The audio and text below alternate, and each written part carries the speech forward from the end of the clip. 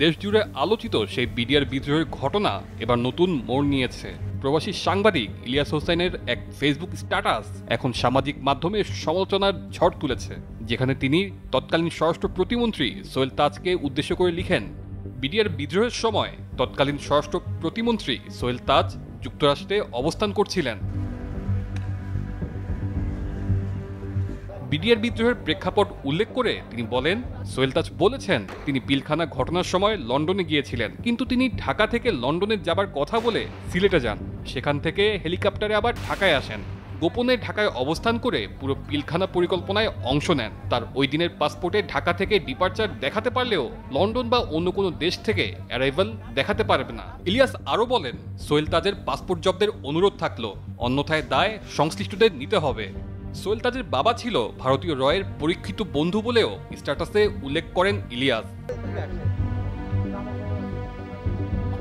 তার এ ধরনের বিস্ফোরক মন্তব্যের পর তেলে বেগুনে জ্বলে ওঠেন সোহেল তাজ। 24 ফেব্রুয়ারি সকালে তিনি বিষয়টি নিয়ে ফেসবুকে স্ট্যাটাস দেন। এতে তিনি লেখেন, তার বিরুদ্ধে বিডিআর হত্যাকাণ্ডকে ঘিরে জঘন্য মিথ্যা অপপ্রচার করা হচ্ছে। বিডিআর হত্যাকাণ্ডের তদন্তের স্বার্থে সার্বিকভাবে তিনি সহায়তা করতে প্রস্তুত। তিনি তার পোস্টে বলেছেন, আমার চ্যালেঞ্জ প্রমাণ করো, না পারলে নাকে খত দিতে হবে। একটি স্বার্থান্বেষী মহল আমার বিরুদ্ধে বিডিআর হত্যাকাণ্ডকে ঘিরে জঘন্য মিথ্যা অপপ্রচার করা হচ্ছে।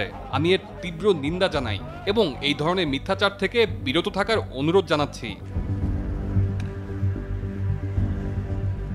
সঠিক সময়ে আমি যথাযথ প্রমাণ সহকারে এই মিথ্যাচারের জবাব দেব। তখন এ সকল মিথ্যাচারীদের নাকে খত দিতে হবে।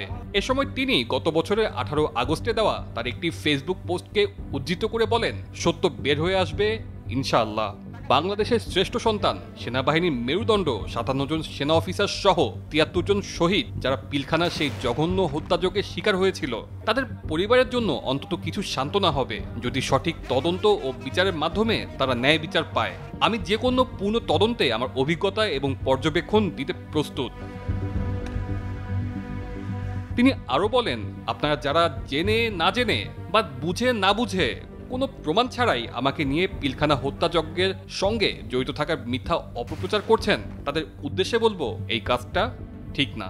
আমিও বাংলাদেশের সকল বিবেকবান মানুষের মতো হতভম্ব হয়েছিলাম, স্তম্ভিত হয়েছিলাম, আমিও মানসিকভাবে মর্মাহত হয়েছিলাম। আমিও সত্য জানতে চাই এবং সুষ্ঠু তদন্ত চাই। ভবিষ্যতে পূর্ণ তদন্ত হলে আমার অভিজ্ঞতা এবং পর্যবেক্ষণগুলো বলতে চাই। তানজিলুর রহমান তুষার, বৈশাখী সংবাদ।